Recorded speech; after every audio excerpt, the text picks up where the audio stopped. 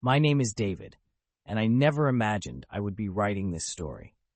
Some experiences in life change us forever, and what happened between my father James and me during that summer of coming out certainly falls into that category. I was 24 when I finally gathered the courage to tell my father about my sexuality. As the only child of a prominent business executive in Boston, I had always felt the weight of expectations on my shoulders. My mother passed away when I was 12, leaving just the two of us in our spacious Victorian house on Beacon Hill. Growing up, James was the epitome of what society considered masculine: tall, commanding, and always in control. He ran his company with an iron fist and expected the same precision and excellence in every aspect of life. We maintained a cordial relationship, but there was always an emotional wall between us, built brick by brick through years of unspoken words and careful distance. I had known I was gay since high school, but I buried that truth deep inside me, focusing instead on achieving the perfect grades and extracurricular activities that would make my father proud. Harvard Business School was the natural progression he expected, and I followed that path dutifully, all while hiding my true self. It wasn't until I met Marcus at a coffee shop near campus that my carefully constructed facade began to crack. He was everything I wasn't: openly gay, confident, and unapologetically himself. Our friendship quickly blossomed into something more, and for the first time in my life, I felt truly seen and accepted. That summer, after graduation, I moved back home temporarily while looking for an apartment in the city. The proximity to my father made the weight of my secret increasingly unbearable. Marcus encouraged me to come out, assuring me that times had changed and that my father might surprise me. One evening, as James and I sat in his study sharing our usual Friday night scotch, I decided it was time. The room was warm with the golden light of his antique desk lamp, and the familiar smell of leather-bound books and aged whiskey filled the air. "Dad, there's something I need to tell you," I began, my voice barely steadier than my trembling hands. "I've been keeping something from you for a long time, and I can't do it anymore." James looked up from his glass, his steel-blue eyes meeting mine. "What is it, son?" "I'm gay," I said, the words hanging in the air like smoke. The silence that followed seemed to stretch for an eternity. I watched as various emotions flickered across my father's face: surprise, confusion, and something else I couldn't quite read. Then, to my astonishment, he set down his glass and did something I'd never seen him do before. He started to cry. The sight of my father crying shattered every preconception I had about this moment. I had prepared myself for anger, disappointment, or even rejection, but not this raw display of emotion from a man who had always been a fortress of stoic control. "Dad?" I ventured, uncertain whether to move closer or maintain my distance. James wiped his eyes with the back of his hand, a gesture that seemed almost childlike coming from him. "I'm sorry, David," he said, his voice rough with emotion. "I'm not crying because I'm disappointed or angry. I'm crying because—" He paused, taking a deep breath. "Because I've been carrying the same secret for 40 years. The world seemed to tilt on its axis. I gripped the arms of my leather chair, trying to anchor myself to something solid as my father's words sank in. "What do you mean?" I asked, though somewhere deep inside I already knew. "I'm gay too," he said simply, the words falling between us like stones in still water. "Your mother, she knew. She was my best friend, and she agreed to marry me to help maintain appearances. We loved each other deeply, just not in the conventional way."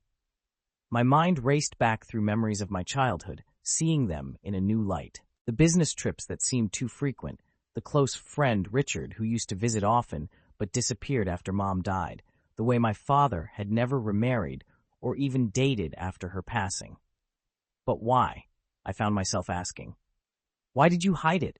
Why did you let me struggle alone with this?" James stood up and walked to the window, his silhouette dark against the evening sky. "The world was different when I was your age, David. My father would have disowned me, and I would have lost everything I'd worked for. The business world in those days, it wasn't just about capability. Image was everything." He turned back to face me. "When your mother got sick, she made me promise to keep our arrangement secret until you were old enough to understand. She wanted you to have a normal childhood, without the burden of our complicated truth. I felt tears streaming down my own face now. All these years, I've been terrified of disappointing you, of not being the son you wanted. James crossed the room, and for the first time in years, pulled me into a tight embrace. You could never disappoint me, David. Never. I've watched you struggling with this, seeing my own past reflected in your eyes, and it's been tearing me apart. I wanted to tell you so many times, but I was afraid. Afraid that knowing the truth about me would somehow influence your own journey of self-discovery. As we held each other, years of unspoken words and suppressed emotions flowed between us. The emotional wall that had stood between us for so long began to crumble, brick by brick. "Tell me about Marcus," my father said softly as we finally pulled apart. "I've seen the way you smile when you get texts from him." I couldn't help but laugh through my tears. "You knew about him?" "I'm your father, David. I notice things, and unlike my own father, I've learned to see love for what it is, not what others think it should be." The following weeks brought a transformation in my relationship with James that I never could have anticipated. Our Friday night Scotch sessions evolved into deep conversations that often lasted until the early hours of the morning. It was as if a lifetime of unspoken thoughts and feelings had finally found their voice. One evening, as we sat in the garden behind our house, James began sharing stories about Richard, the man he had loved and lost. "He was a corporate lawyer I met at a conference in Chicago," he explained, absently twirling the ice in his glass. "We were together for 15 years, always careful, always discreet. He wanted more, wanted us to be open, to live together. But I was too afraid." "What happened to him?" I asked, though part of me already knew the answer. "After your mother died, the pressure became too much. Richard couldn't bear being the close friend anymore, watching from the sidelines. He moved to San Francisco, married someone else who could give him the life he deserved." James's voice carried the weight of old regrets. "I don't blame him. Love shouldn't have to hide in shadows." That conversation led me to invite Marcus to dinner the following weekend. I wanted my father to meet the man who had given me the courage to be myself. The evening started awkwardly. Marcus was nervous, knowing he was the first boyfriend I'd ever brought home, and James was trying so hard to be the perfect, accepting father that he came across as almost formal. But then Marcus, being his naturally charming self, started asking James about his own experiences in the business world as a closeted gay man. The conversation suddenly shifted from polite small talk to raw, honest dialogue. I watched in amazement as my father opened up to this virtual stranger about things he'd never discussed with anyone else. "The hardest part," James admitted, "wasn't the hiding. It was teaching my son to hide without even realizing I was doing it. Every time I stressed the importance of appearance, of maintaining the right image, I was passing on my own fears." Marcus reached across the table and squeezed my hand. "But look what came from it. David is braver than either of us. He chose truth over appearance." The dinner marked a turning point. James began accompanying us to select LGBTQ+ events in the city, initially nervous, but gradually becoming more comfortable. He joined PFLAG meetings, where he found himself in the unique position of being both a parent and a member of the community. For the first time in his life, he was building genuine friendships based on complete honesty. However, this new openness came with its own set of challenges. Word began to spread through Boston's business circles about the changed dynamics in the Morgan household. Some of my father's longtime business associates suddenly became too busy for their regular golf games. Board members started questioning his decisions more frequently, and rumors circulated about his fitness to lead the company. I watched with growing concern as the pressure mounted. "Maybe we should be more discreet," I suggested one evening, after he'd had a particularly difficult board meeting. James fixed me with a determined look. "No," he said firmly. "I've lived that life, David. I won't go back to it, and I won't let them force you back into hiding either." The situation at my father's company reached a critical point in late autumn. An emergency board meeting was called, ostensibly to discuss quarterly results, but we both knew the real agenda. James invited me to attend as his guest, a move that raised eyebrows among the board members.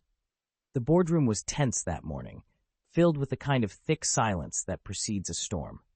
I sat quietly beside my father, watching as Howard Brunswick, the lead director, cleared his throat and began what was clearly a prepared speech.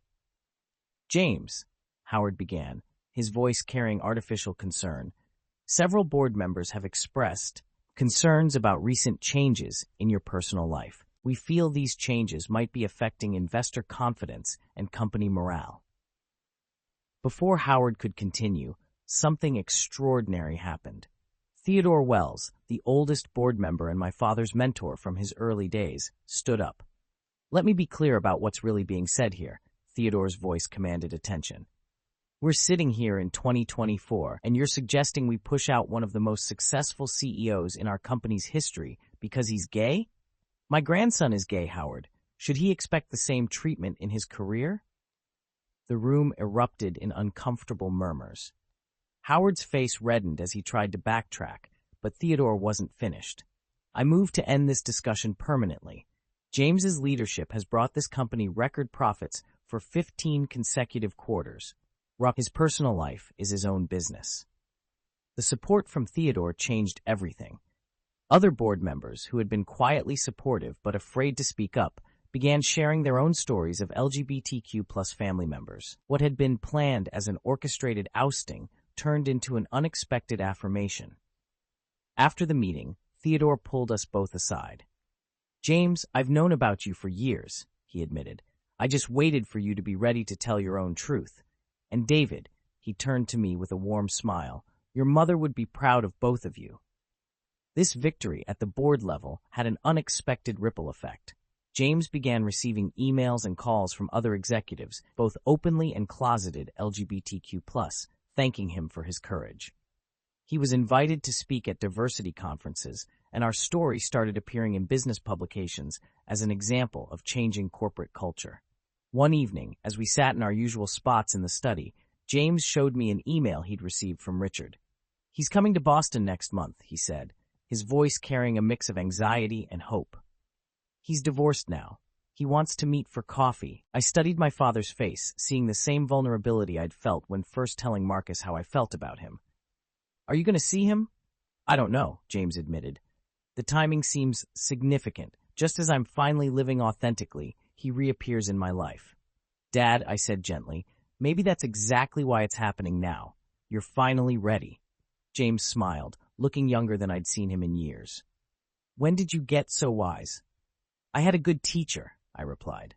"Even when you were hiding your own truth, you taught me about integrity and courage. You just didn't realize you were teaching by example." The day Richard arrived in Boston brought an unseasonably warm December morning. James spent an unusual amount of time choosing his outfit, something I'd never seen him do before. As he prepared to leave for the coffee shop, I noticed his hands trembling slightly as he adjusted his tie. "Would you like me to drive you?" I offered, concerned about his nervous state. "No," he smiled, "but thank you. This is something I need to do on my own." Hours later, when James returned home, I was sitting in the study pretending to work while actually waiting anxiously for news. The moment he walked in, I knew something significant had happened. There was a lightness to him I hadn't seen before, as if a final weight had been lifted from his shoulders. "Richard hasn't changed," he said softly, sitting in his usual chair. "He still takes his coffee black with 1 sugar, still runs his fingers through his hair when he's nervous." He paused, collecting his thoughts. "We talked for 4 hours, David, about everything, the past, the present, our regrets, our hopes." "And," I prompted gently. "And he's moving back to Boston," James replied, a mix of wonder and joy in his voice. "He's opening a branch of his law firm here. We're going to try again, doing things right this time." The next few months brought changes I never could have imagined. Richard became a regular presence in our lives, his quick wit and warm personality fitting perfectly into our family dynamic. Marcus moved in with me, and our Sunday family dinners expanded to include both couples, filled with laughter and an ease I'd never known in our house growing up. But the most profound change was in James himself. The stern, reserved father I'd known all my life transformed into someone who laughed easily and loved openly. He and Richard became active in LGBTQ+ business leadership initiatives, mentoring young professionals struggling with their own journeys. On a spring evening, almost a year after my coming out, we all gathered in the garden for dinner. As I watched my father and Richard arguing playfully about the proper way to grill vegetables, with Marcus adding helpful but ignored suggestions, I felt an overwhelming sense of rightness. "Penny for your thoughts?" James asked, catching my contemplative look. "I was just thinking about how different everything is from a year ago," I replied. "If someone had told me then that this would be our life now, I wouldn't have believed them." James nodded, understanding exactly what I meant. "You know what your mother used to say? The truth doesn't break things that matter." She was right. Being honest about who we are didn't break us. It made us stronger. "To truth." Marcus raised his glass, and we all joined in the toast. Later that night, as Marcus and I walked home through the quiet streets of Beacon Hill, he asked me if I ever regretted coming out to my father. "No," I answered without hesitation. That moment of truth didn't just free me, it freed both of us. Sometimes the scariest conversations lead to the most beautiful changes. Looking back now, I understand that coming out isn't just about revealing who you love. It's about becoming who you truly are. My father and I had spent years hiding behind carefully constructed facades, each thinking we were protecting the other. In the end, our shared truth didn't just bring us closer. It showed us that love in all its forms is worth being brave for. Our story isn't perfect. We still have our moments of disagreement, our old habits that need breaking, our fears that sometimes surface, but now we face everything together, openly and honestly. And in that honesty, we've found a happiness that neither of us thought possible. They say that the truth sets you free. What they don't tell you is that sometimes it does more than that. Sometimes it leads you home to a place you never knew you were looking for, to a family you never knew you could have, to a love that was waiting all along to be acknowledged and celebrated. And that, more than anything, is what our story taught us both.